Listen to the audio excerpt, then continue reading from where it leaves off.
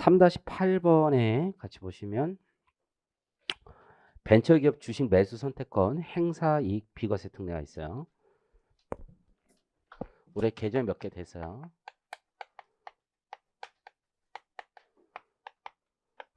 일단 벤처기업의 범위를 조금 더 확대했어요. 벤처기업. 그러니까 벤처기업이 있고 거기서 이제 스톡옵션을 받는 경우 그 스톡옵션의 행사이익에 대해서 비과세를 하는데 그것뿐만 아니라 벤처기업이 투자한 회사가 있어요. 자회사가 있는데 여기에 이제 지분의 30% 이상을 투자를 한 거예요. 그럼 여기 임직원이 있어요. 여기도 임직원이 있죠. 그럼 이 자회사 임직원들한테 주식을 주는 거예요. 주식. 스톡옵션을 줘요. 근데 여기 임직원한테 요거 주식 주는 거 좋아하겠어요? 요거 주식 주는 거 좋아하겠어요? 얘를 A라고 하고 얘를 B라고 하면 우리 1호가 받는다고 하면 여기 다니는 거예요. 여기. 여기가 조금 더 벤처지만 이름만 벤처지 되게 큰 애들이 많단 말이에요. A 거 받고 싶어요? B 거 받고 싶어요? 대부분 A 거 받고 싶단 말이에요. 스톡옵션 얘 거를 이렇게 주는 거예요. 이렇게. 이것도 이제 이 범위에 포함시키는 거예요. 이 범위에. 그래서 확대시켜 줬다라고 보시면 돼요. 그 내용이 어디에 있냐? 우선 비과세 특례 3번 조문에 보면 그러니까 연간 주식 매수 선택권 행사 이익 중 연간 5천만 원 이하의 소득 이하의 금액은 소득세 과세하지 않는다. 요 조문 있잖아요. 매년 5천만 원 기준 연간. 그 동그라미 1번에 보니까 벤처기업 또는 벤처기업이 발행 주식의 30%를 인수한 기업 이렇게 돼 있죠. 그리고 가로치고 이하 3-1까지 이게 날짜 3월 10일까지라는 뜻이 아니라 지금 3-8, 3-9, 3-10 있잖아요. 그렇죠? 그래서 3-10까지 벤처기업이라고 할 거다라는 거예요. 뒤에 읽어볼 때. 의 임원 또는 종업원이 해당 벤처기업으로부터 여기 주식 받는 게 아니라 여기로부터 받는 거예요. 여기 주식 받으면 그거 적용해 주겠다는 거예요. 그렇죠? 동그라미 2번에 보면 코넥스 상장기업도 요거 해주겠다는 거. 코넥스 상장기업도 요거 해주겠다. 지금 이해하셨죠? 자, 맨 위로 올라가 보면 주식 매수 선택권이라는 건 회사 임직원에게 급여를 주는 대신에 나중에 주가 올라가면 그 시세 차익을 네가 먹어가는 대신에 좀 급여를 줄이겠다. 보통 이런 제도로 많이 하는 거죠. 그래서 주식 매수 선택권은 신주를 발행해주는 신주 교부형도 있고 회사가 가지고 있는 자기 주식을 주는 경우도 있고 현금 보상형도 있죠. 차익 보상형도 있다. 그 얘기가 거기에 있는 거고 소득세법 규정에 따르면 주식 매수 선택권을 행사하여 얻은 행사 이익이 있을 거 아니에요. 그 행사 이익에 근로기간 중에 행사하면 근로소득으로 과세할 것이고 퇴사 후에 행사하면 기타 소득으로 과세하는 게 대원칙이죠. 이제 조세특례 제한법은 이에 대한 여러 가지 특례를 가지고 있어요. 그 제목을 잘 기억하셔야 돼요. 그래서 3가지 정도의 특례가 있는데 첫 번째 제목이 그 행사이익의 비과세 특례 규정이 있고 오른쪽에 두 번째 이익이 납부 특례 규정이 있어요. 일시에 과세되다 보니까 이게 소득세라는 게 기간과세고 초과 누진세율 구조다 보니까 행사이익에 대한 나름의 결집 효과가 있을 수 있으니까 그걸 회수하기 위해서 납부 특례 규정을 가지고 있고 거기 한 걸음 더 나가서 3-10에 가보면 기타 소득이나 근로소득으로 과세하는 대신에 이걸 양도소득으로 과세할 수 있는 특칙을 가지고 있다는 얘기입니다. 그 내용이 양가로 3번의 조세특례 제한법에 대한 내용이 한번 읽어보면 소득세 기간과세 특성 및 초과 누진세율 구조로 인해 주식 매수 선택권 행사이익을 일시 과세하는 경우 세부담이 아주 급격하게 증가하는 문제가 있더라 이거죠. 그래서 이를 완화하고자 조세특례 제한법에서는 행사이익 관련 소득세를 분할하여 납부할 수 있는 납부특례 제도나 종합소득에 포함하지 않고 양도소득으로 과세할 수 있는 특례, 그 제가 미안한데 반영을 못했어요. 5천만 원 이하의 행사이익은 과세하지 않는 조세 지원 규정을 두고 있습니다. 그 숫자 바뀌었는데 일부는 반영인데 일부는 반영 못했습니다. 죄송합니다. 자, 행사이익 있죠. 행사이익의 정의는 암기하셔야 돼요. 이제 행사이익 별표 치시고 암기. 두 번째 행사이익. 행사이익은 주식 매수 선택권 행사 당시의 시가와 실제 매수가액, 그러니까 행사 가격인 거죠. 매수 가격의 차액을 말하고 여기 주식에는 신주 인수권을 포함하도록 되어 있습니다. 주식에는 신주 인수권을 포함한다. 그래서 이 행사이익이라는 단어는 뒤에 3-9와 3-10에서 쓰는 그 단어와 동일하다고 보시면 돼요. 자, 비과세 특례 연간 5천만 원 이하의 금액에 대해서는 소득세 과세하지 않는다. 그럼 스톡 옵션을 받으면 보통 이렇게 돼 있어요. 행사 기간이 정해져 있거든요. 보통 2년, 3년은 돼요. 분할하여 행사하면 훨씬 더 유리한 거지. 연간 5천만 원까지 비과세하니까 분할 행사하면 매년 5천만 원씩 비과세 특례를 받을 수 있다는 얘기입니다. 자, 그리고 이 비과세 특례 규정과 관련하여 2019년에 발행한 건 작년까지는 19년 이전 발행분과 19년 부여분과 19년 이후 부여분으로 나눠서 2천, 3천을 이제 나눴었는데 올해 개정된 5천만 원 다 소급 적용해 주기로 했어요. 그래서 전부 다 소급 적용이기 때문에 언제 부여받았는지 상관없이 이제부터 행사하는 건 연간 5천만 원 비과세 그대로 다 적용한다라고 보시면 돼요. 자, 3-9는 이제 납부 특례 규정이에요. 첫 번째 비과세 특례, 납부 특례.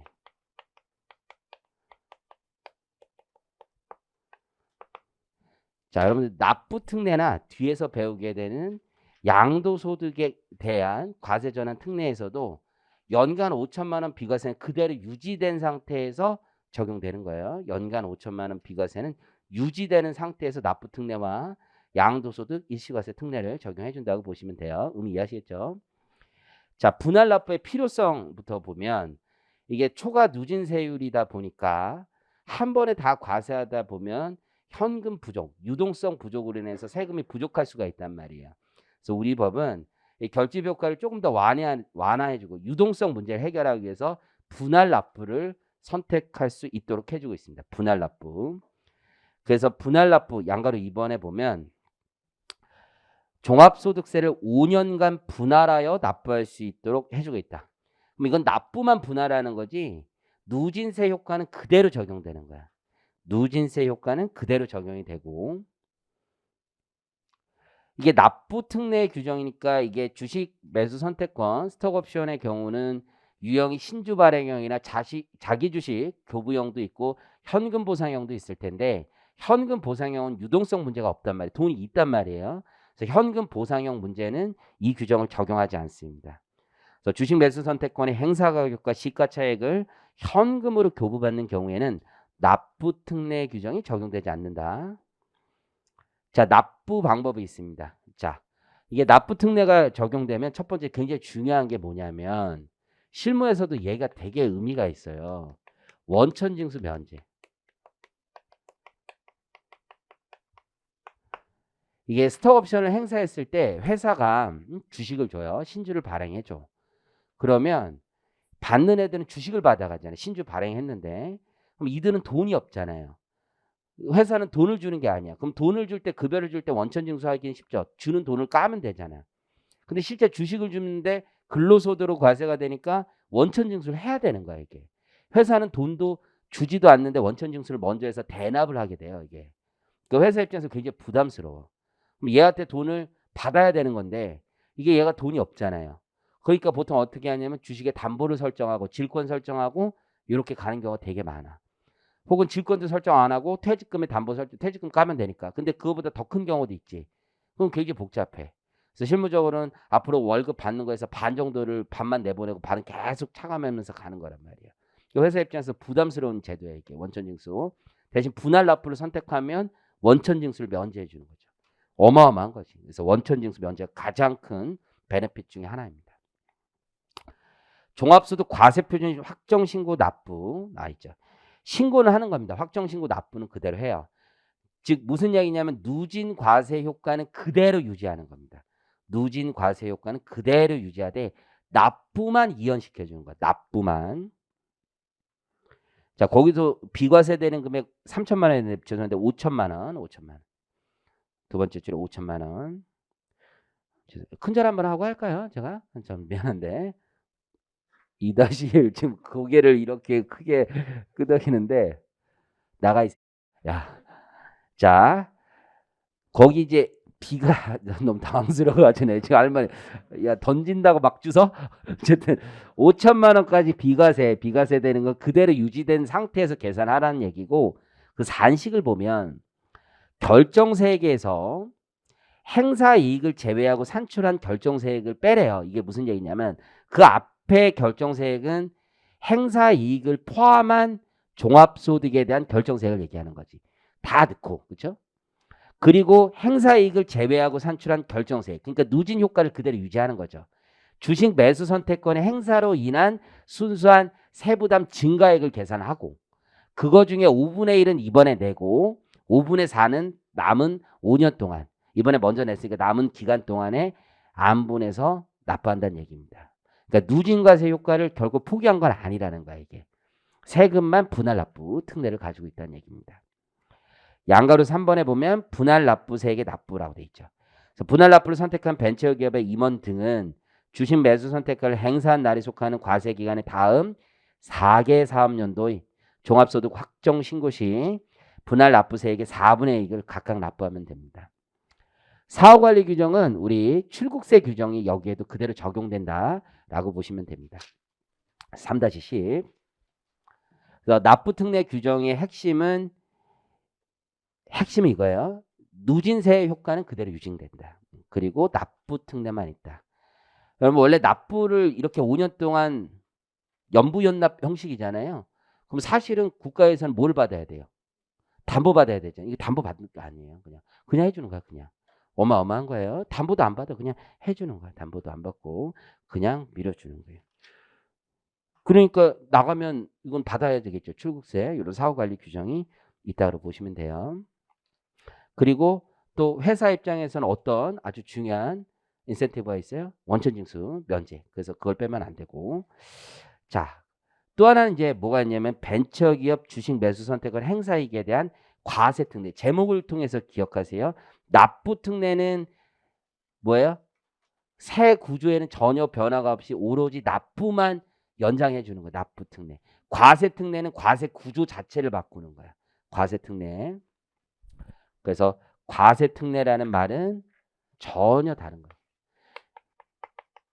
그러니까 제목을 통해서 이걸 쓰셔야 돼요. 제목을 통해서. 조특법은 제목이 중요해요. 조문 제목 그대로 나오니까. 시험에서 딱 나왔어. 벤처기업 주식 매수 선택권 행사액에 대한 과세특례에 대해서 쓰셔. 벤처기업 주식 매수 선택권. 과세특례? 과세특례? 뭔가 좋은 거? 자, 난 시작한다. 자, 5년 동안 나누어서 쓸 수 있다. 나누어서 납부한다. 초과 누진세율은 그대로 유지된다. 원천징수 한다. 지쳤다. 여기까지만.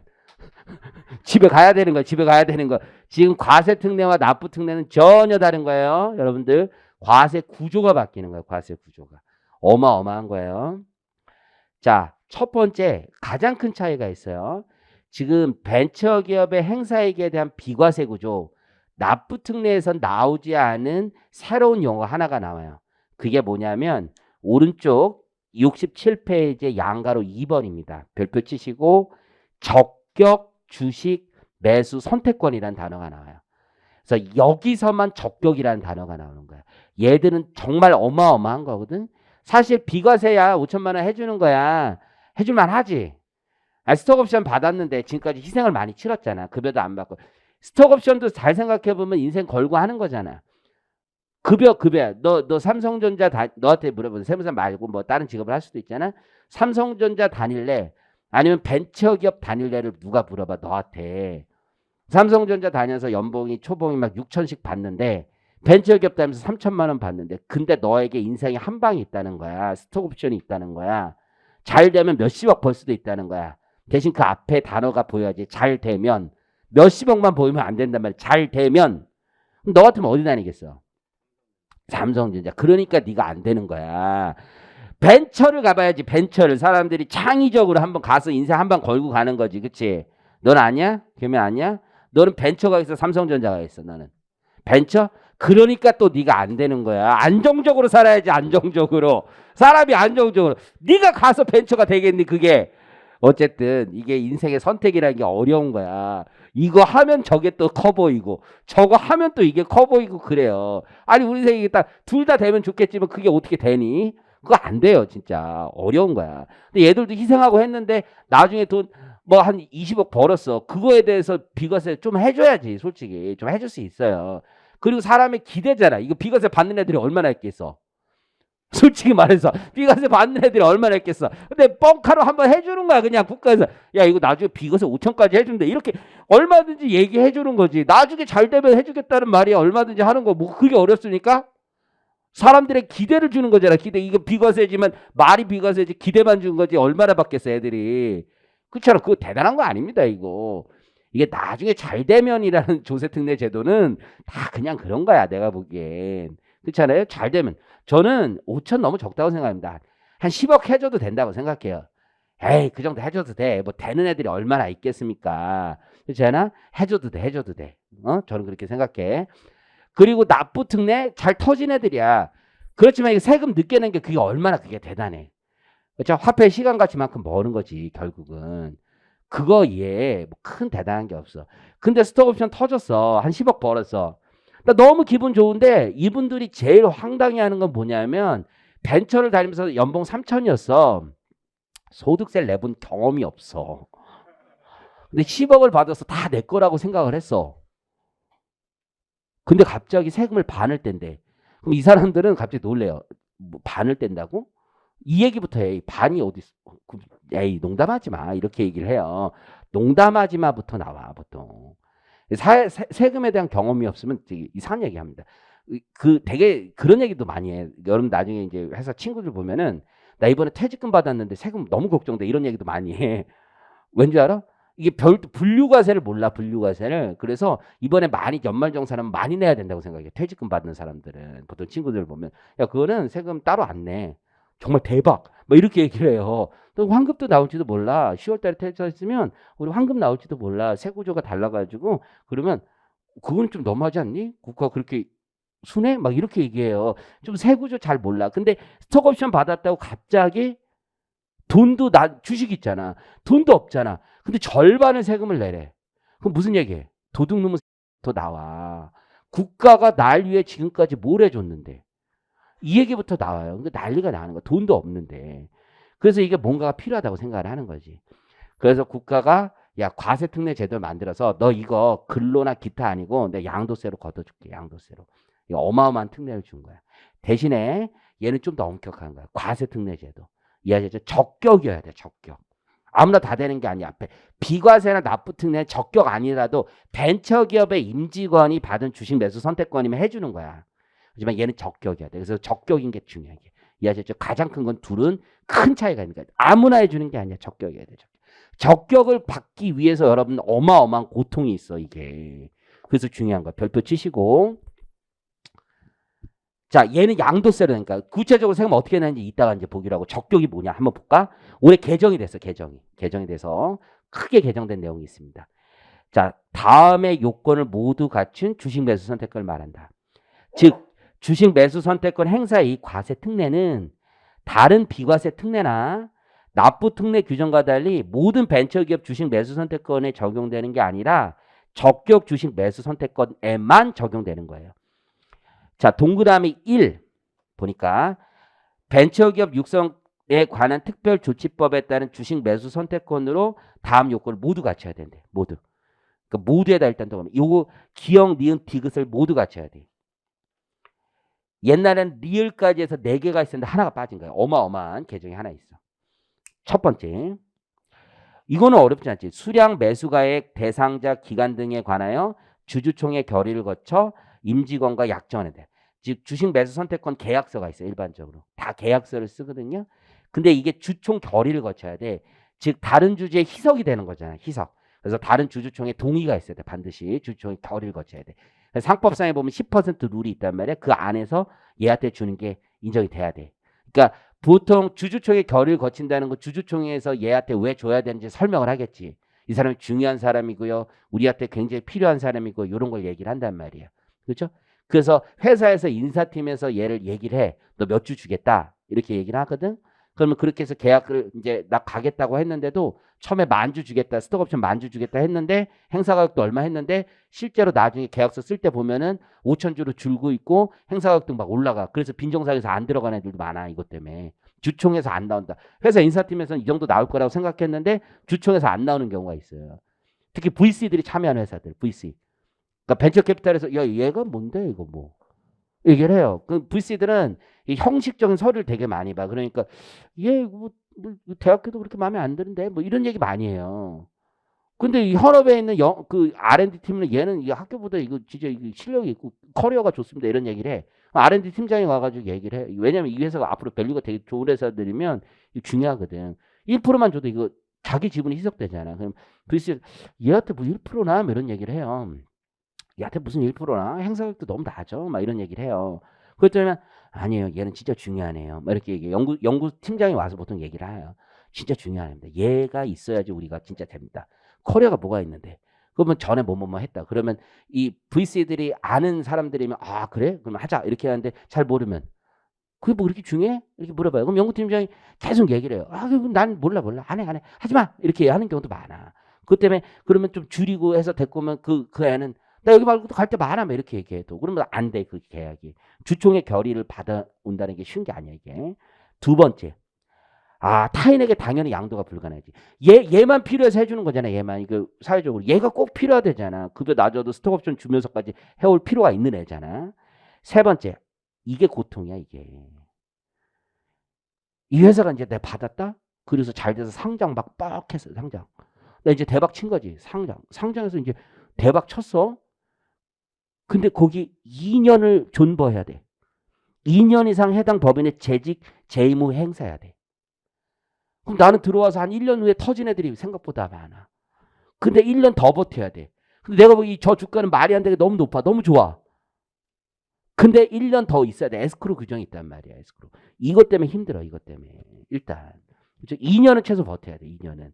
2년은 재직해야 돼. 그래야지 공로가 있는 거지. 이거는 인간적으로 해야지. 2년은 단인 애한테 줘야지. 그 행사해야 되지. 그걸 가지고 뭐 어? 그거는 너무하잖아요. 뭐 3개월 다니고 그거는 걔가 무슨 공로가 있겠습니까? 해봐야.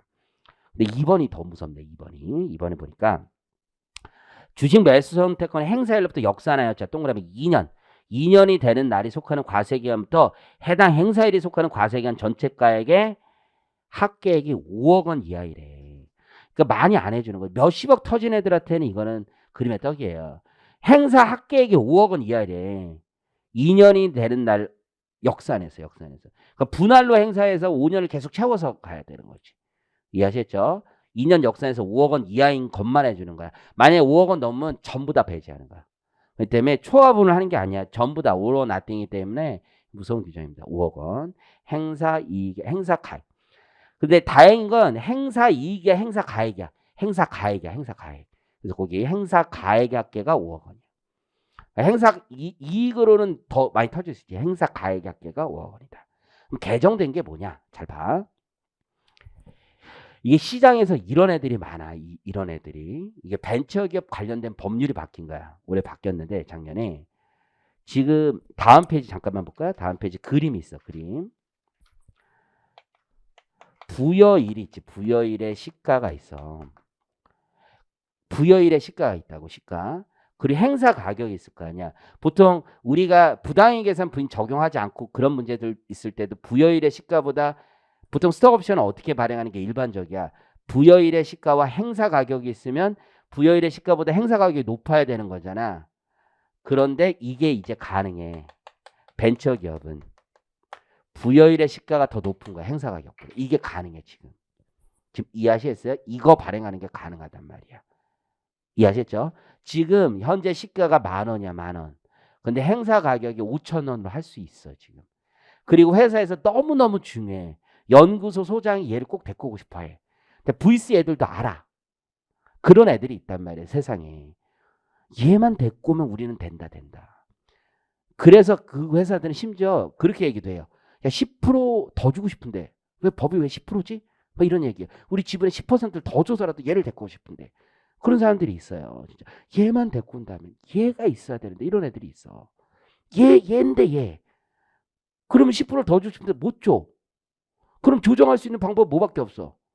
이걸 조정해야지 이걸 거의 빵원으로 주겠다는 거야 지금 시세가 얼마든 간에 다 가져가라. 왜 이렇게 할 수 있어? 에이 이건 돈이 나가는 게 아니잖아요. 생색이잖아요. 말로는 뭐 얼마든지 하잖아. 내 여자친구 있지. 말로는 사랑한다고 얼마든지 하잖아. 그렇잖아. 말로야 뭐 너 진짜 뭐 그렇잖아. 말로야 이거야. 어? 그렇잖아. 그런 걸 뭐 얼마든지 하는 거잖아. 너도 뭐 세무사 되면 뭐 사줄게 뭐 이런 얘기 했지. 그렇잖아. 말로야 뭐 별거 다 뭐 사준다고 했니? 가방 아예 봐봐 말로야 그냥 가방만 얘기했어? 브랜드 이런 거 정확히 얘기 안 했어? 종이 가방 사줘라. 종이 가방 좋다. 쇼핑백 그것도 가방이야. 어쨌든 그런 거 사줘. 행사 가격. 그 알아? 옛날에 축구 선수 중에서 독일의 어떤 축구 선수가 있었어. 그 되게 브레멘 축구 구단은 기억이 안 나는데 걔가 진짜 되게 이제 구단 중요한 애였는데 계약서에 매년 집 한 채씩 사달라고 한 거야. 집 한 채씩. 그래서 회사에서 이제 그 도시가 이제 비싼 가격이니까 근데 그 구단에서 실제 있었던 일이에요. 집을 사주기로 이제 계약서를 쓴 거야. 근데 뭐를 줬냐면 구체적으로 몇 평 어떤 집인지 쓰지 않아가지고 레고 집을 줬습니다. 레고 집. 진짜로 레고 집을 줬습니다. 소속에서 이겼어. 구단이 이겼어. 정확하게 레고 집을 줘도 된다. 종이 가방 주시면 됩니다. 종이 가방 쇼핑백. 없으면 얘기해. 내가 신세계 가서 하나 봉투 하나 얻어올게. 자 어쨌든 그래도 신세계 거 아니니. 자 행사 이거 가능한 거야 지금. 이거 해주겠다는 거야. 그런데 잘 봐. 작년까지 이게 적격 주식 매수 선택권의 요건 자체가 부여일의 시가와 행사 가격이 있을 때 부여일의 시가보다 행사 가격이 높아야 됐었어. 그걸 폐지해 준 거야. 그걸. 그럼 이해하시겠어요? 그래서 이것도 이제 가능한 거야. 계정 가보시면. 계정. 행사 가격을 거의 교재 67페이지. 행사 가격을 시가 이하의 가액으로 정한 주식 매수 선택권. 개정 전에는 이걸 비적격 주식 매수 선택권에 라고 얘기했던 거예요. 에 대해서도 시가 이하의 발행 이익을 부분을 제외한 나머지 이익은 적격 주식 매수 선택권 행사 이익에 과세 특례를 적용하도록 한 거야. 이해하시겠죠? 그래서 다음 페이지 잠깐 그림을 보시면 68페이지에 올해 개정된 내용에 따르면 자 그림을 보시면 부여일 날 있지. 부여일 날 행사 가격과 부여일의 시가를 보니까 행사 가격보다 부여일의 시가가 지금 더 높은 상황이잖아요. 그렇죠? 그러면 걔는 부여받자마자 먹은 이익이라고 볼 수 있지. 걔에 대해서는 과세 특례를 적용하지 않고 무조건 거기 그림에서 시가 이하 발행 이익이라고 법에서 정해놨고 알파벳 B죠. B는 양도소득세를 과세할 수 없고 근로나 기타를 무조건 과세하는 거고 그리고 거기 위에 A-B가 있겠지. 걔를 양도소득세 과세 특례로 적용하는 거야. 그러면 부여일의 시가 행사가격보다 크니까 부여일에 과세할 수도 있지 않습니까? 이렇게 생각할 수도 있지만 그건 아니야. 왜냐면 아직 옵션당인 게 아직 행사를 안 했기 때문에 이게 내가 권리가 확정됐다고 보지 못합니다. 이해하셨죠? 부여일의 과세는 여전히 못하는 거야. 설령 이렇다 하더라도 부여일의 과세는 못합니다. 여기까지 이해하시겠죠? 그래서 올해 개정된 사항이다. 자 앞으로 가보겠습니다. 3-10 처음부터 가보면 스톡옵션 행사이익, 행사차익 보상 방식 신주 발행형도 있고 자기주식 양도형도 있고 현금 정산형도 있고 이렇습니다. 그런데 이게 재밌는 게 뭐냐면 신주를 발행하더라도 우리 법인세법에 보면 신주를 발행하더라도 회사 입장에서는 이들에게 직접 비용 처리할 근거가 마땅하지 않음에도 불구하고 우린 재구성해서 보는 거지. 상법에 따른 주식 매수 선택권을 주더라도 송금 산입을 해주는 거죠. 재구성하는 게 급여를 주고 이거 다시 유상증자 받았다고 봐서 송금 산입을 해주고 있단 말이야. 이해하시겠죠? 그런데 이 재밌는 게 뭐냐면 지금 함께 하고 있는 거 맞죠? 무슨 얘기냐면 법인이 스톡옵션을 신주 발행을 해줘도 우리 법인세법에서 송금 산입해 줄 수 있는 규정이 있단 말이야. 그런데 지금 이 과세 특례를 받는 부분에 대해서는 송금 산입을 안 해주는 거야. 양도소득세로 내면 송금 산입을 안 해주는 거야. 회사에 어마어마한 희생이 필요한 거야. 왜냐면 양도소득세 세율이 훨씬 더 낮잖아. 어마어마하게 낮잖아. 뭐보다? 종합소득세 세율보다 낮으니까. 그렇지만 회사가 희생을 통해서 이걸 하는 거야. 왜? 회사 입장에서는 어떻게라도 데리고 올 수 있는 거지. 이게 이렇게 조세 가격 전가 이런 게 있잖아. 결국 노동시장에서는 결국 파워게임인 거잖아. 이게 계약을 할 때 세후로 계약하는 시장이 있고 세전으로 계약하는 시장이 있어요. 근로소득세라는 건 받는 사람이 낸다라고 생각을 하는 거잖아요. 받는 사람이 우리가 연봉 얼마냐 하면 세후로 다 계약을 하는 거잖아. 세전으로 계약을 하는 거잖아. 근데 어떤 사람은 세후로 계약을 해. 그럴 수 있잖아. 이게 옛날에 예를 들어서 변호사들은 아주 옛날에는 변호사가 부족할 때는 법무법인 계약은 다 세전으로 계약하는 게 아니라 세후로 계약해. 그래서 변호사가 500만 원 받는다 월에 그럼 다 세후 500인가? 건강보험료 다 떼고 500이야. 예전에 다 그렇게 계약했어. 지금은 다 바뀌었어. 다 세전 계약했어. 노동시장의 강도에 따라 다른 거야 기본적으로. 식당에서 아주머니들 계약서 쓸 때 있잖아. 계약서를 쓰지도 않겠지만 일반적으로 한 달에 얼마예요? 월급 얼마예요? 그럼 200만 원 준다고 얘기했잖아. 다 세후야. 통장에 200만 원 꽂혀야 되는 거야. 그쪽 시장에서는 구하기가 힘든 거야 오히려. 그러니까 200만 원 얘기하는 거야. 그러니까 시장의 노동시장에 따라서 가격 증가가 일어나는 거지 세금을 누가 부담하냐는 중요하지 않지. 그 부동산 시장에서도 무슨 종부세를 올리면 가격 증가가 일어나서 임차인에게 어려워진다. 그것도 경제학계에서 이미 다 끝난 얘기야. 그거는 그냥 부동산의 수요 공급에 따라서 일어나는 거지 가격 증가는 없다라는 게 이미 다 얘기 끝났어. 논문 같은 데 보면 다 끝났어. 다 끝났어. 그거 말도 안 되는 얘기라고 누가 얘기하더라고요. 저는 그런 생각 안 합니다. 전 감히 그렇게 반기를 드는 사람이 아닙니다. 어쨌든 간에 회사 입장에서 손실을 보더라도 쟤를 꼭 데려와야 되면 우리가 법인세 포기한다 이거 할 수 있는 거예요. 쟤한테 더 주는 거지 그만큼. 얼마든지 할 수 있다 이거. 나는 내가 10억을 받았을 때 세금 내는데 엄마 나는 세후로 나 이 정도 받아야 되겠는데 이렇게 생각을 하는 거지. 내가 포기하고 네가 그거 가져가 이렇게 얘기할 수 있는 거예요. 얼마든지 계약할 수 있는 거지. 양도소득세도 여러분들 대부분 이렇게 계약할 땅을 사기가 되게 힘들거든. 땅을 파는데 양도인이 야 나 양도세 때문에 못 팔아. 그럼 양도세 내가 내줄게 하면서 얹어서 팔 수도 있는 거고. 얼마든지 그거는 세금이라는 건 누가 납세무자이냐 이거는 국가와 나와의 관계를 얘기하는 거지. 부가세도 다 그렇고. 기본적으로 둘 사이 민사거래에서는 누가 낼지는 자기들의 시장의 파워에 따라서 헤게모니에 따라 달라지는 거지. 그래서 법인세 포기하면서 얼마든지 할 수 있다 이거야. 대신 법인세는 포기하라는 얘기야. 법인세 송금 인정 못 받아. 양도소득세로 가면 의미 이해하시겠죠? 자, 양가로 2번 과세 유예 필요성. 그러니까 일시과세 문제가 있고 현금 유동성 문제가 있으니까 이걸 양도소득세로 과세할 수 있도록 하는 제도를 만든 거죠. 그래서 주식을 처분할 때 소득세를 납부할 수 있는 제도를 만들었고 양가로 3번 그 결과 주식 양도시 과세하는 거예요. 그래서 주식 매수 선택권을 행사함으로써 얻은 이익에 대해서 벤처기업 임직원이 지금 여기서 말하는 벤처기업의 임직원은 자회사 임직원도 되는 거예요. 다 똑같이 임직원이 양도소득세 과세 방식을 신청하는 경우 주식 매수 선택권 행사 시 근로소득이나 기타 소득으로 과세하지 않고 양도시 양도소득으로 과세한다. 이거는 법인의 원천징수 의무는 당연히 없는 거야. 당연히. 왜? 근로나 기타 소득이 아니까 원천징수 의무가 없는 거지. 양도로 가니까. 적용 요건은 양가로 1번에 벤처기업의 임직원이 받았을 때.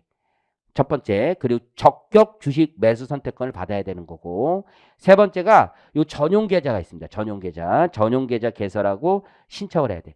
요 신청은 필요적 요건이라고 보는 게 맞아. 왜냐하면 내가 선택하는 거지. 근로로 갈지 기토로 갈지 아니면 양도로 갈지 선택하는 거니까 이 신청만큼은 필요적 요건이라고 봐야 돼요. 지금 의미 이해하시겠죠? 신청만큼은. 자, 그럼 왼쪽에 가서 벤처기업의 임직원. 그래서 벤처기업의 임직원 여기까지 포함하는데 여기 제외되는 자가 있어요. 1번부터 4번까지. 다 외우려고 하지 말고 10% 룰이라고 생각하시면 돼. 이 회사에 10% 이상의 지분을 가지게 되면 이거 적용 안 돼요. 경영권에 참여하는 애가 되는 거예요. 이건. 그래서 결국은 10% 초과해서 보유하게 되는 자. 지배주주에 해당하는 애는 당연히 10% 이상 가지고 있겠죠. 지배주주 또는 뭐 10% 이상의 지분을 보유하게 되는 자. 오늘 이렇게 했어요. 스톡옵션 자체로 10%를 넘게 받을 수도 있지만 기존에 5%인데 스톡옵션 얹어가지고 10%가 넘게 될 수도 있지. 안 된다 이거예요. 이해하셨죠? 10% 이상의 지배주주가 되면 10% 이상의 지분을 갖거나 지배주주가 되면 안 된다는 거예요. 이때 특권자 지분 다 합치는 거라고 보시면 되고 오른쪽에 적격 주식 매수 선택권만 가능하다. 전용 계좌 개설해야 돼. 이 주식만 관리하는 계좌가 있어야 되고 그리고 과세특례 신청한다. 과세특례 양도소득세 과세. 자, 주식 매수 선택권 행사 단계에서 근로소득 또는 기타 소득을 과세하지 않고 과세 이연하고 양도하는 때 양도소득. 이때 이제 비과세되는 5천만 원 제외하고 역시 똑같이 납부특례든 이 과세특례든 마찬가지입니다. 과세하고 이때 취득가액은 행사 시점에 주식의 시가가 아닌 취득가액이 바뀌는 거야. 원래 근로소득이나 기타 소득 과세됐으면 과세 당시 시가, 행사 당시 시가가 양도시 새로운 취득가액이 되지만 이때 과세가 안 됐잖아. 그래서 보시는 것처럼 실제 매수 가격인 행사 가격이 양도시 취득가액이 되는 겁니다. 주의할 것은 원래 이제 이렇게 내가 주식을 취득하러서 상장 주식을 양도하면 상장 주식의 소액 주주의 지분은 과세하지 않잖아. 근데 이건 과세 특례를 받았기 때문에 상장 주식 양도하더라도 과세합니다. 무조건. 이거는 상장 주식 양도하더라도 과세한다. 양가로 2번 희생이 필요한 거죠. 법인에 송금 산입하지 않습니다. 송금 불산입. 회사에 희생이 필요하다. 자, 종합소득세 과세를 보시면 행사 가격을 부여 당시 시가보다 낮은 가액으로 정했다 하더라도 행사이익의 전부를 과세 특례에서 제외하는 것이 과다한 측면이 있다. 그래서 동그라미 A가 다음 페이지에 보면 그 행사이익 전부를 과세 특례에서 제외하지는 않겠다 이거야 지금. 그래서 시가 이하 발행이익 그 제목 그 자체로 그 워딩 자체 시가 이하 발행이익 발행 당시에 생긴 이익이지 부여 당시 그죠? 시가 이하 발행이익 B 부분에 대해서만 과세 특례 제외하고 이해하셨죠? 그것만 근로나 기타 소득으로 과세한다는 뜻이고 종합소득세가 부과되도록 하고 나머지 부분에 대해서는 적용 매수 선택권과 동일하게 과세 특례 적용하겠다는 뜻입니다. 자, 밑에 사례 잠깐만 보시면 일반적인 경우 이제 3억 원의 행사 가격의 신주 발행형 스톡옵션을 부여받아서 3년 후 시가 10억인 시점에 3년에 걸쳐 스톡옵션 행사하고 10억 원이 처분했다. 자, 밑에 이제 가정이 근로소득세의 실효세율, 유효세율이 30%라고 가정하면 얘는 지금 10억 원에 행사했잖아요. 10억 원이 시점에 그리고 행사 가격이 3억 원이잖아요. 그럼 7억을 벌은 거지. 7억을. 거의 유효세율 30%면 근로소득세 2.1억이 나오고 양도세는 15억 원에 처분했지만 취득가액이 10억 원이잖아요. 그래서 이때 세율을 10% 중소기업이라고 가정하면은 5천만 원 나오겠지. 그래서 총 부담세액이 2.6억 원이 나와요. 하지만 법인 입장에서도 시가 10억 원과 행사가격 3억 원의 차액인 7억 원을 손금으로 인정해 주잖아요. 그러면 법인세 20%를 가져오면 1.4억 정도 감소해서 세부담 총액은 전체로 보면 1.2억 정도 된다는 거예요. 그런데 과세 특례를 적용하면 15억 원의 양도가액이고 취득가액이 10억 원이 아니라는 거죠. 3억 원이 되는 거지. 행사가격 그 자체 3억 원이 되고 거기에 10%를 적용해서 1.2억 원의 양도세를 내고 법인세 감소액은 없는 거지. 그래서 대충 비슷하다. 이게 기재부의 입장이라고 보시면 돼요. 이해하셨죠? 사후관리. 자, 이렇게 받은 적격 주식 매수 선택권을 양도세로 내려고 했는데 얘가 증여를 해버렸대. 그러면 안 되지. 증여를 하면 양도세가 없잖아. 우리 증여세만 내잖아. 그래서 우리 세제 특성상 어떤 주식을 증여를 해버리면 양도세가 완전히 사라지잖아. 저 양도세 낼게요. 대신 근로랑 기타는 지금 안 낼게요. 양도세 거들라고 기다리는데 전 증여했지롱 이렇게 한다는 거죠. 그러면 그때는 다 과세한다는 거죠. 그때 양도세를 과세하는 게 아니라 근로나 기타를 과세한다는 얘기고 두 번째 자 이게 무서운 거야. 이게 행사일로부터 1년이 지나기 전에 처분. 뭐다죠? 야, 이거 양도세 내려고 그랬는데 또 1년 더 존버하래지. 적격 되기 위해서는 나 2년 이상 다녀야 돼요. 2년 이상. 2년 이상. 여러분 이제 회사를 아직 안 다녀보신 분들이 훨씬 많으서 근데 한 회사를 계속 다니는 게 그게 쉬운 일이 아닌가 봐. 그렇죠? 직장 다녀봤어요? 정규직으로? 없어요? 얘도 사업 다녀봤어요? 몇 년 다녔어요? 한 회사를? 첫 회사 8년. 이게 진중하신 분이지. 두 번째 회사는요? 2년. 2년 벌 짧아지잖아요. 그렇죠? 보통 그렇단 말이에요. 그렇죠? 결혼한 지 몇 년 됐어요? 2년? 6년. 2년 남았네요. 자, 어쨌든 농담한 거. 어쨌든 8년 정도 이게 버틴다는 거 쉬운 일이 아니야. 한 회사. 우리 직장 다니신다고 했죠. 몇 년 다니셨어요? 한 회사에. 오래 다니시는 거죠.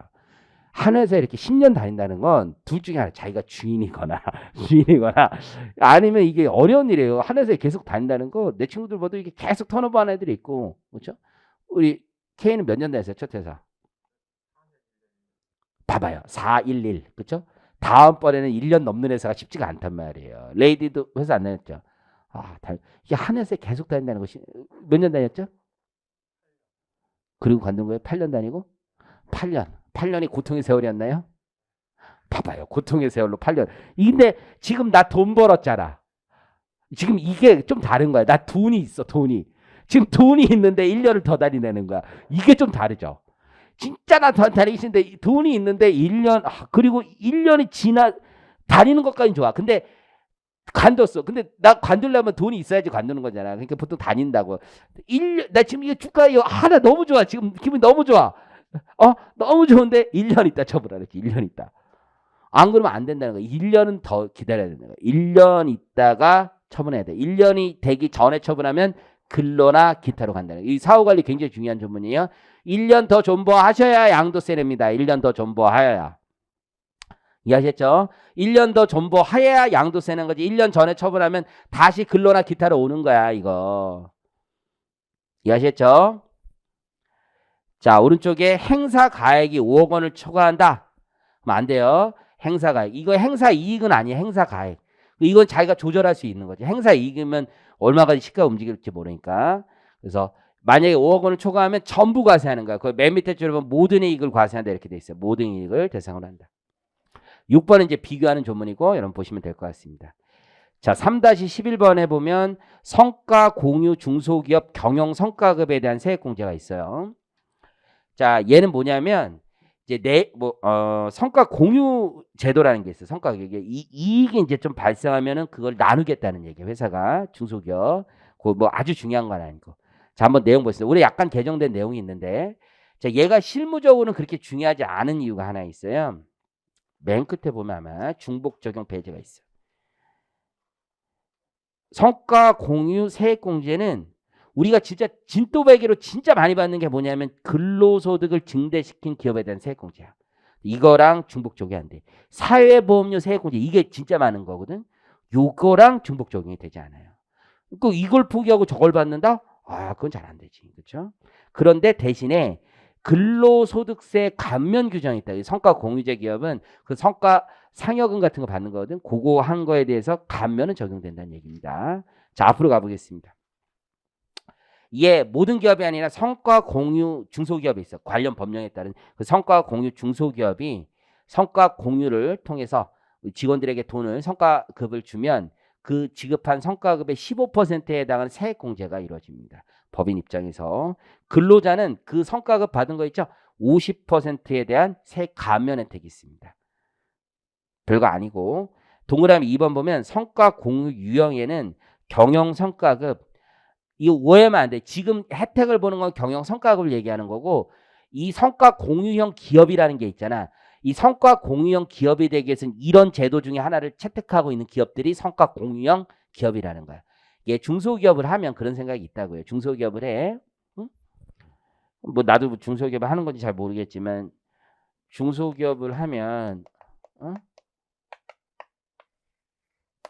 여기 오야가 있을 거 아니야. 오야가. 그러니까 대빵이 갑이 있어. 넘버 2가 있고. 그렇죠? 이제 나 같은 경우는 넘버 1, 2가 이제 우리가 이제 장악을 하고 있는 거고 나머지 있을 거 아니야. 그렇죠? 나머지 애들이 A, B 뭐 이렇게 있을 거 아니야. 그냥 회계 계정으로 얘기하면 이제 토지, 건물, 그죠? 소모품들 이렇게 있는 거지. 뭐 이렇게 있는 건데 이 돈을 이제 소모품들이나 기계장치 비품한테 얼마나 줄 것인가에 문제가 있는 거지. 그렇죠? 그러면 A, B, C가 있다고 쳐봐. 네가 생각해 이 100에 이제 돈이 있어. 그러면 네가 생각하기에 너는 얼마씩 나눠 가지면 된다고 생각하니? 이 돈을 전체로 했을 때 성과 공유가 아니라 전체적인 돈에 있어서 우리 사업 구조에서 우리 회사라면 갑과 을이 얼마를 갖고 여기 소모품들이 얼마 가지면 된다고 생각해? 97 111 너 나랑 같이 일하자. 111 아주 그레이트합니다. 아주 그레이트해. 우리 친구는 얼마 몇 대 몇 대?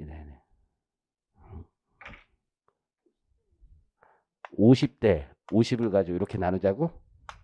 미친 거 아니야? 야, 이거는 아니지. 이거 우리 둘이니까 50이고 얘는 셋이니까 50에서 더 이렇게 나눈다는 거야? 아니, 전체 돈을. 성과급도 아니고. 그래요? 그거는 있을 수 없어요. 그거는 말도 안 되는 얘기야. 5대5? 그건 야, 나이가 누가 많아? 물론 이런 얘기하면 그렇지만 나이가 누가 많아? 내가 많아, 내가. 나이가 누가 많니? 경험이 누가 많아? 누가 많니? 누가 찍새고 누가 딱새? 내가 찍새야. 그렇지. 얘들 뭘 알아? 다 내가 알지, 내가. 다 내 거야, 다. 왜 그래, 진짜. 다 내 거야. 다 내가 해가지고 얘들 나 없으면 아무것도 못해, 나 없으면. 다 내가 하는 거야. 클라이언트 다 누구 보고. 얘들 이름도 몰라, 얘들 이름도. 다 나보고 하는 거야. 다 우리 보고 하는 거야. 어? 1호가 생각이 몇 대 몇이 적합한 것 같습니까? 7대 3? 다 나보고 하는 거라니까? 우리 선생님 생각이 몇 대 몇이 적당한 것 같습니까? 9대? 9대 1? 제가 생각해 9대 1은 너무하고, 그쵸? 9대 1은 너무하고, 89대 11 정도. 어쨌든, 요 정도 적당하다고 생각할 수 있는데, 이게 보통 여러분 나중에 이게 기장 같은 거 하잖아요? 그러면 진짜 이래. 세상이 이래. 중소기업 사장님 다 가져가는 거 다. 나누는 게 어디 있습니까? 그런 개념이 없어요. 싹 다 가져갑니다. 이익 생긴 거 다 사장님 거예요. 여러분들 나중에 보면 알게. 중소기업 있지? 직원들 급여 명세하고 사장님 급여 명세 보면 그냥 이런 회사 직원이 20명 있어. 20명 급여랑 사장 급여랑 똑같아. 그런 회사 많아. 비일비재. 20명의 급여하고 사장님 급여를 비교해서 사장님이 더 많은 회사가 더 많아. 비중이 보면. 어? 그렇잖아? 더 많아. 그렇게 5대5는 돼. 100명 대 1명으로 5대5는 되는데 3대 2일 때는 5대5는 안 되지. 그거는 있을 수 없어. 어쨌든 마인드가 좀 다를 수 있어. 근데 그거를 쪼개서 나누겠다는 거야. 그 쉬운 일이 아닌 거야. 이 사람들 입장에서. 세공제라도 해달라. 뭐 이렇게 생각하는 거야. 너무 기득권의 입장에서 생각하는지 모르겠지만 제가 그런 사람이라는 게 아니라 저는 이렇게 나누지 않아요. 저는 진짜 공평하게 나누려고 하고 얘기를 해요. 공평하게 저는 이번에 끝나고 나서 애들한테 물어봤어요. 너 얼마 받고 싶냐고 물어봤어요. 이번에 내가 성과급 줄게. 시즌 끝냈으니까 얼마 받고 싶냐고 했더니 얼마 받고 싶어? 내가 물어봤어요. 달라는 대로 줄게 얘기까지 했어요. 그랬더니 그걸 뭐 제 입으로 어떻게 얘기합니까? 뭐 이렇게 얘기하더라고. 그래서 주고 싶은 얘기만 편하게 얘기해. 진짜 그랬어요. 그때 그걸 제 입으로 어떻게 얘기합니까? 그러더라고. 주신 대로 받아야죠. 이렇게 얘기하더라고. 그래서 괜찮아. 근데 선생님이 인성을 이번에 볼 수 있겠네요. 이런 얘기를 개새끼 내가 진짜 선생님 인품을 볼 수 있겠네요. 뭐 이러면 죽여버려야 돼. 이렇게 얘기하는데 어쨌든 50% 받는 애들은 요거 50% 왜냐하면 더 받는 느낌이 나는 거예요. 세금 떼면 그렇게 잡는 거예요. 그래서 요런 회사가 성과 공유 유형 기업이야. 성과급만 주는 회사가 성과 공유 기업이 아니야. 우리 사주 제도를 가지고 있고 이해하셨죠? 경영 성과급 이거는 미리 계약이 돼 있는 거야. 우리 이익이 그러니까 말로만 하는 게 아니야. 대부분의 성과급 어떻게 주는 거야? 그러니까 지금 저처럼 주는 거죠. 저처럼 내 기분에 따라서 야, 우리 많이 벌었으니까 내가 좀 더 줄게. 뭐 이런 거죠. 그거 아니야. 그 오너의 마음대로 주는 거지 보통. 근데 진짜 성과 공유라는 게 뭐야? 쉐어링 한다는 거지. 쉐어링. 타겟을 정하는 거야. 우리 올해 당기 순이익이 얼마 이상이면 얼마 주겠다. 혹은 매출액이 얼마 이상이면 내가 그거 몇 프로 주겠다. 이게 진짜 성과 공유형이죠. 이해하셨죠? 사실 대기업도 이런 경우 많아요. 여러분 엔터나 이런 데는 되게 많아요. 엔터나 이런 데는 회사의 직원이야. 직원인데 시청률 몇 프로 이상이면 얼마 주겠다. 이런 것도 되게 많아. 예를 들어서 뭐 나영석 씨 이렇게 뭐 연봉 되게 높을 때 있잖아. 그 시청률 몇 퍼센트 이상이면 얼마 주겠다. 이게 다 있단 말이야. 계약이. 그래서 터지는 거야. 그렇죠? 증권사 이런 애들도 많지. 너 이번에 실적 얼마 이상이면 돈 얼마 주겠다. 이렇게 얘기하는 거잖아. 엄청 받는 애들 많다. 그래서 요즘에는 대기업에서 직원들이 그런 기사 있죠. 직원이 대표이사보다 많이 받는 기업들이 있잖아. 그럼 걔네 능력대로 받는 거야. 그거는 성과를 처음부터 계약에 따라 있겠지. 그럼 이런 회사는 어떤 거야? 회사 전 직원이 다 같이 계약을 한 거야. 우리 당기 수익 얼마 이상이면 니네 뿌려주겠다. 이런 식으로. 그럼 세액공제 해주면 기분에 따라 주는 게 아니라 기분에 따라 주는 회사는 진짜 많아요. 왜냐하면 사장님들이 우리 올해 돈 많이 벌었으니까 좀 줘야지 이런 생각을 한다고. 그러면서 주면은 법인세도 좀 줄어드니까. 그렇죠? 경비 털어지니까. 근데 얘네들은 처음부터 계약에 따라서 그 구조에 따라서 주니까 세액 공제도 좀 해주겠다 이렇게 생각하시는 거예요. 입법 취지 임금 격차 해소. 이게 뭐예요? 이제 임금 격차가 해소된다는 건 소득세를 덜 내면 세후 임금이 늘어나는 거지. 주로 중소기업들의 혜택을 주는 거니까. 대기업보다는 임금이 좀 적으니까. 장기 재직 유도. 이렇게 많이 받으면 여기 좋구나라는 생각을 뭐 한다라는 아주 나이브한 생각인 건데 anyway 성과 공유제. 그래서 성과 공유제라는 법률이 있어요. 중소기업 인력 지원 특별법이라는 그 법률에 따라서 이런 걸 적용하는 거고 세액공제는 중소기업 세액공제 성과 공유 중소기업이 상시 근로자에게 경영성과급을 지급하면 그 경영성과급의 15%를 공제해 준다는 거예요. 최저한세 적용 대상이고 적용 요건. 이제 이런 적용 요건에 제일 중요한 것 중에 하나가 고용 유지 요건이야. 고용 유지 요건. 상시 근로자 수를 줄이면서 급여를 더 주는 건 이런 거지. 뭐 우리 구조가 뭐 이렇게 있는데 우리가 이제 애들이 3명 있다고 치는데 뭐 이럴 수 있잖아. 그냥 뭐 어떤 회사가 10명이 있어. 10명이 있는데 한 2명 내보내고 야, 그 일 니들이 해서 내가 돈 더 줄게 이렇게 할 수도 있잖아. 그런 건 안 된다는 거야. 그래서 고용 유지 요건. 상시 근로자 수가 직접 과세기간보다는 감소한 경우는 안 해주고 이 Q는 유지해줘야 되는 거야. 퀀터티는 유지해줘야 되고 적용 요건은 성과 공유 중소기업에 돼. 근데 이게 옛날엔 영업이익이 반드시 발생할 걸 요건으로 했어. 근데 영업이익이라는 게 요즘 VC나 벤처기업들에선 영업이익이 안 나와도 이익이 나온 거나 마찬가지인 회사들이 있어. 그래서 성과 공유를 할 때 매출을 타겟으로 하고 매출이 얼마 이상이면 주는 기업들이 되게 많거든요. 그래서 요걸 폐지했어. 영업이익이 나오지 않더라도 성과 공유 기업의 경우 인정을 해주는 거야. 적지 않아도 인센티브. 그래서 마켓컬리 계속 적지 않은데 직원들한테 여러분들 성과금 안 주는 거 이상한 거야. 계속 이렇게 회사가 성장하고 있잖아. 그렇잖아요. 자, 상시 근로자. 상시 근로자란 근로기준법에 따라 근로계약을 체결한 내국인 근로자를 말한다라고 되어 있고 우리가 지금 지난번에 배웠던 내용과 동일해요. 하나만 다른 거 7번만. 여기서 상시 근로자는 누가 빠지냐면 연봉 7천만 원 이상인 근로자는 빼준다는 거예요. 연봉 7천만 원 이상, 총급여 7천만 원 이상인 자들은 이 자들은 충분히 돈 받고 있다고 생각하나 봐요. 정부에서. 너무 낮은 기준을 놓지 않나라고 생각하나 봐요. 근데 전 국민 평균으로 보면 고소득자라고 생각하는 게 7천만 원인가 봐요. 전 국민 평균 보면. 자, 5번 근로소득 세 감면이 있습니다. 그래서 이건 그 성과급을 받는 친구들 얘기하는 거죠. 50% 감면해주고 있고 여기서 이 근로자에는 이런 사람은 뺀대요. 7천만 원 이상 받는 자면 너네는 감면 안 해주겠다. 충분히 받고 있다.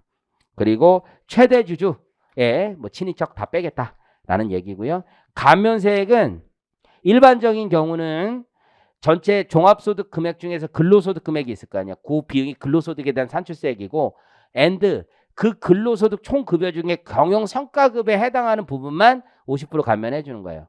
또 하나는 중소기업에 이들이 다니고 있기 때문에 중소기업 취업자 감면이 있어. 그것과 중복 적용하지 않겠다는 거예요. 그래서 중소기업 취업자 감면을 받으면 그 취업자 감면세액을 뺀 금액에 적용하겠다는 거고 중복 적용 배제는 설명드렸고. 시간이 애매한데 약간만 쉬었다가 또 할게요.